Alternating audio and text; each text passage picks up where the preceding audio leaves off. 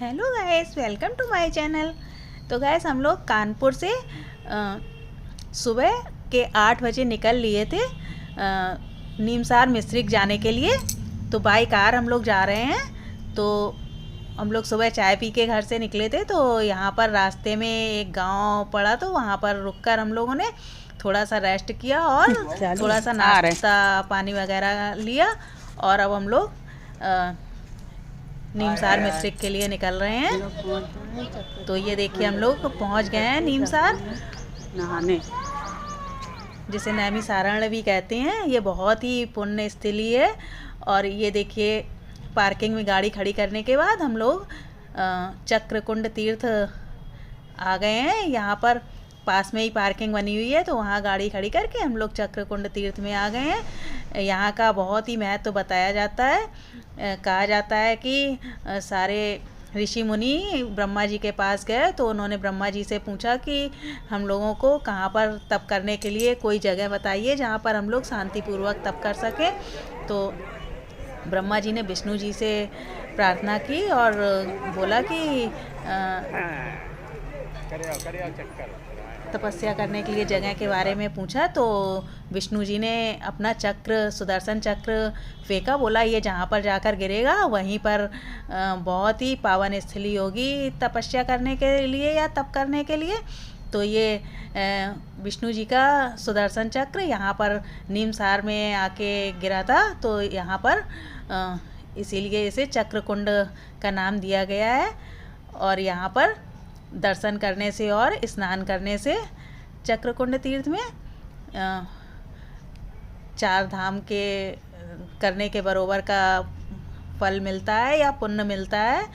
तो यहाँ पर ये देखिए, चक्र तीर्थ भगवान का मंदिर भी बना हुआ है नारायण का।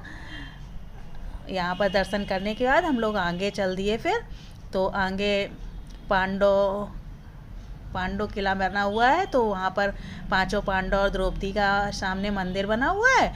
और फिर उसके सामने ये इस तरह से एक कुंड बना।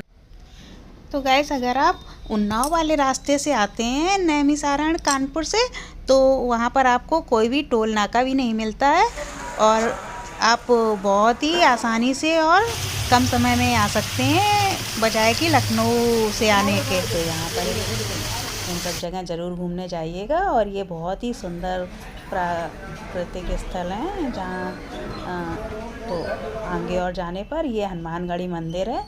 तो यहाँ ऊपर चढ़ने पर ये इस तरह से हनुमान जी यहाँ पर बने हुए हैं। काफ़ी बड़े से हनुमान जी हैं। ये स्वयं के हनुमान हैं जो कि स्वयं ही प्रकट हुए हैं यहाँ पर।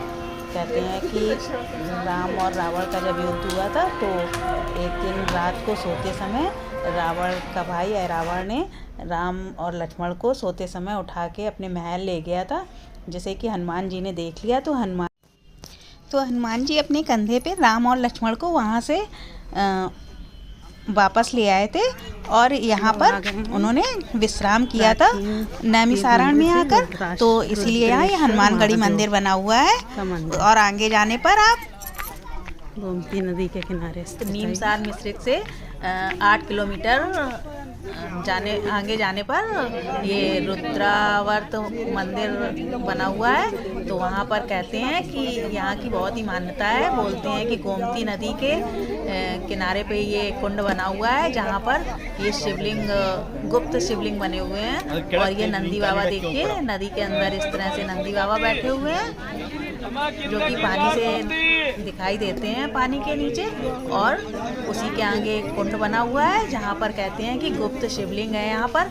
तो यहाँ पर आप कोई भी फल वगैरह चढ़ाते हैं, फल फूल या बेलपत्र जो भी चढ़ाते हैं, तो वो आपको आधा चढ़ जाता है, डायरेक्ट भोले बाबा के पास चला जाता है, और आधा वापस आ जाता है आपको प्रसाद के रूप में भोले बाबा को देते हैं। तो केला है, अमरूद है या ऑरेंज है, जो भी फल आप चढ़ाते हैं, तो अगर 2 फल चढ़ाएंगे तो एक ऊपर आ जाएगा और एक चढ़ जाता है उसमें। तो इस तरह से सभी लोग फल लेके प्रसाद के रूप में ग्रहण करते हैं। और यहाँ पर बहुत दूर दूर से लोग आ रहे हैं देखने के लिए और दर्शन करने के लिए गुप्त शिवलिंग के। ये देखिए, ये कुंड बना हुआ है इस तरह से। ये फल फूल वगैरह देखिए, कुछ तैर रहे हैं, लोग चढ़ा रहे हैं, तो और कुछ नदी के अंदर चले जाते हैं। जहाँ पर शिव जी कहते हैं कि गुप्त शिवलिंग है। ये देखिए फल वापस आ गए, तो जिसे कि लोग प्रसाद के रूप में ले लेते हैं। पास में भैया तो यहाँ पे दर्शन करने के बाद ऊपर छोटे छोटे मंदिर भी बने हुए हैं। तो अगर आप नीमसार मिश्रिक आते हैं तो यहाँ पर दर्शन के लिए ज़रूर आए। गाइस, इस तरह की और जानकारी के लिए चैनल को लाइक, शेयर और सब्सक्राइब करना मत भूलिएगा। तो मिलते हैं अगले वीडियो में।